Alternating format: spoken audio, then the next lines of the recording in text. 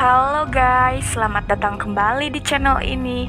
Kali ini saya akan membahas sebuah film yang berjudul Ghostwriter. Film bergenre horor komedi ini dirilis pada tahun 2019 guys. Nah, tanpa berlama-lama, kita langsung saja ya ke ceritanya. Film diawali dengan sepasang kakak beradik yang pindah ke sebuah kontrakan baru dikarenakan orang tua mereka sudah meninggal, jadi memilih tempat yang lebih murah. Kakak beradik itu bernama Naya dan Darto. Siangnya, Naya yang merupakan seorang penulis menelpon ke sebuah perusahaan untuk menanyakan uang royalti bukunya. Lalu, dari pihak perusahaan yang bernama Alpin memberitahunya akan cair besok. Dan Alpin juga meminta Naya untuk membuat lagi sinopsis baru untuk buku barunya. Dan setelah selesai teleponan, tiba-tiba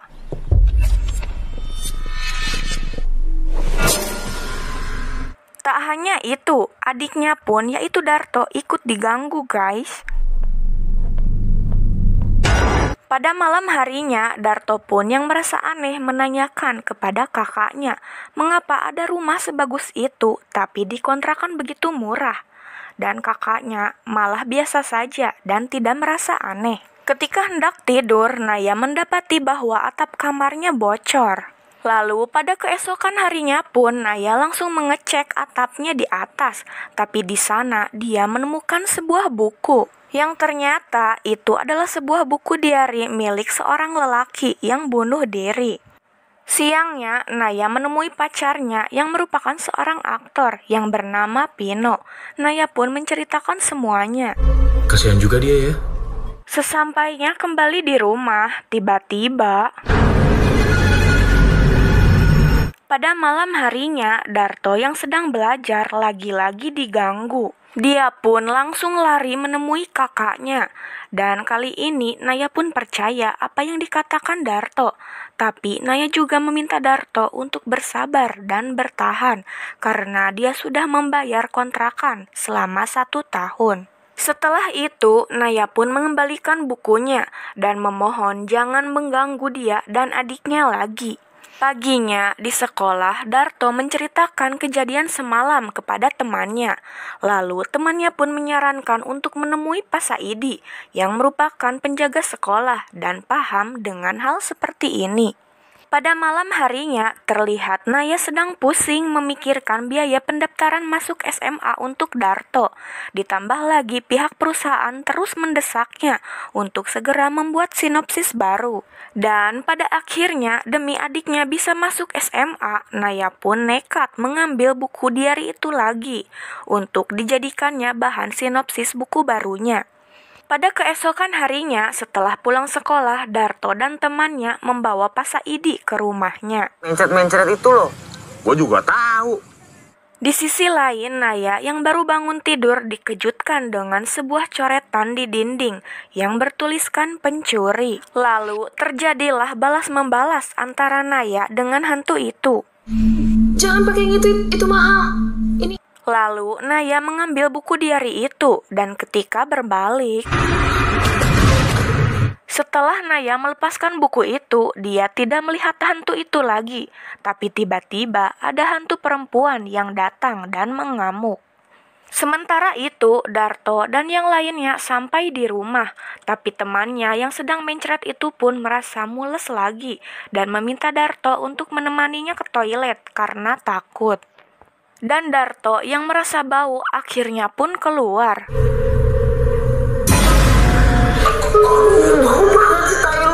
Sementara itu, Pak Saidi yang sudah merasakan adanya hantu tiba-tiba dikagetkan dengan kedatangan Naya yang langsung mengusirnya karena Naya takut hantunya akan semakin marah padanya. Sedangkan Darto dan temannya yang sedang diganggu oleh hantu perempuan itu pun dihentikan oleh hantu laki-laki. Setelah semuanya tenang, Naya menyuruh Darto untuk menginap di rumah temannya beberapa hari karena dia beralasan akan memanggil tukang untuk memperbaiki rumahnya yang bocor. Keesokan harinya, Naya membawa sajen sambil membawa buku itu. Lalu tiba-tiba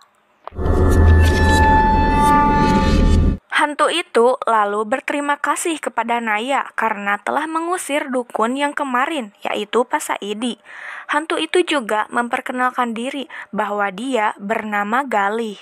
Lalu Naya pun meminta izin kepada Galih untuk menjadikan buku diarinya sebagai bahan novelnya. Galih pun langsung menolak dan dia berkata bahwa seumur hidupnya orang tuanya menganggapnya sebagai anak pembawa masalah. Lalu Naya pun merayunya dan berkata justru dengan dibuatkannya buku ini akan membuat orang tua Galih berpikir bahwa anggapan mereka itu salah. Dan akhirnya Galih pun setuju dengan satu syarat, jangan ada drama yang dilebih-lebihkan. Siap.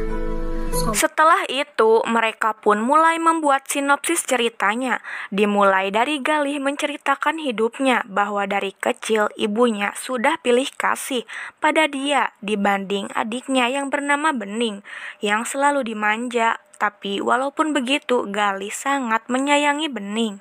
Ketika dewasa, Galih pun memilih kuliah jauh dan pada suatu hari Bening datang menemui Galih karena Bening sedang berantem dengan mamahnya. Tapi mamahnya menelpon dan langsung memarahi Galih. Akhirnya Galih pun berniat akan memulangkan Bening, tapi di jalan tiba-tiba ada seorang pengendara yang mengajaknya berantem. Lalu Bening yang berniat ingin memisahkan, tiba-tiba Galih pun merasa sedih teringat kejadian itu. Naya pun menenangkannya. Hingga akhirnya hubungan mereka semakin akrab. Kayak gak ada semangat hidup. Ya maksudnya semangat lah pokoknya. Suatu ketika Darto pulang dan dia terkejut mendapati laptopnya gerak sendiri. Dan Naya pun langsung menyangkal bahwa dia menarik karpet mejanya. Dan akhirnya penulisan itu selesai dan setelah berdiskusi akhirnya mereka sepakat akan memberi judul buku itu berjudul Maaf Terakhir. Dan tak lupa Naya pun mengucapkan terima kasih kepada Galih atas semua bantuannya sambil memeluknya. Tapi tiba-tiba Lagi olahraga. keesokan harinya, Naya mengantarkan sebuah surat kepada si pemilik kontrakan, yaitu orang tua Galih sendiri. Di sana, Naya melirik ke dalam rumah bahwa hanya ada foto orang tua Galih saja. Setelah itu, Naya pun pergi ke perusahaan untuk memberikan hasil tulisannya. Tapi di sana, Alpin berkata bahwa tulisannya kurang dramatis dan menyarankan tokoh ibunya dibuat lebih sadis supaya lebih greget. Naya pun menjawab oke, dan tanpa dia sadari ada hantu perempuan yang sedang memerhatikannya. Hantu perempuan itu pun menemui Galih dan berkata bahwa Naya hanya memanfaatkannya. Di lain tempat, Naya dan pacarnya yaitu Vino sedang berada di sebuah kafe. Di sana, Naya keceplosan mengatakan nama Galih. Dia pun langsung saja menjelaskan bahwa Galih adalah temannya yang membantunya menulis. Tapi tetap saja Pino terlihat seperti cemburu. Beberapa hari kemudian, terlihat Naya sedang sibuk merevisi tulisannya menjadi lebih dramatis. Dia pun sengaja mengerjakannya di luar karena takut Galih tahu. Sampai akhirnya tulisannya pun selesai dan dicetak sebagai contoh sebelum disebarluaskan. Sepulang dari perusahaan, Naya dan Pino malah bertengkar. Pino merasa cemburu perihal Galih. Galih tuh hantu, Vin. Walaupun Naya sudah menjelaskannya, tapi Pino tetap tidak percaya karena itu tidak masuk akal. Dan tanpa mereka sadari, Galih sedang melihatnya dari atas.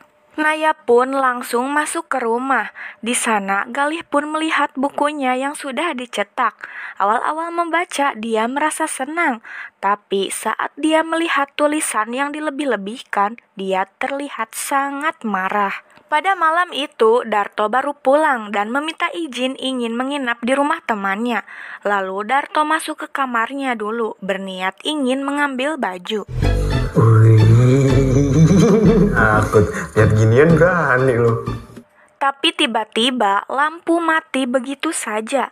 Saat Darto ingin mengembalikan majalah itu ke atas, tiba-tiba Naya yang mendengar teriakan mereka langsung pergi menghampirinya. Naya pun berpikir bahwa ini adalah ulah Galih. Lalu dia pun pergi kembali untuk mengambil laptopnya.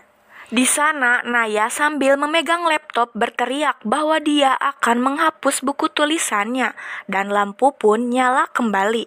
Sedangkan temannya Darto yang ketakutan pun pamit pulang. Baru tenang sebentar, mereka malah diganggu lagi. Naya pun langsung menelpon pihak kantor untuk membatalkan penerbitan bukunya. Setelah agak tenang, Darto pun marah karena Naya bekerja sama dengan hantu. Tak lama kemudian, Alpin menelpon Naya bahwa bukunya tidak bisa dibatalkan karena akan proses cetak. Tanpa dia sadari, hantu perempuan itu mendengarnya dan langsung marah sampai menyeret Darto.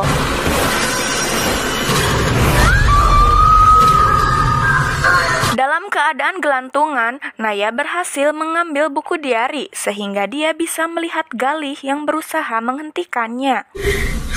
Aku bilang cepat! Setelah itu, Darto langsung saja minggat. Sedangkan Galih menemui hantu perempuan itu yang ternyata adalah adiknya, yaitu Bening, guys.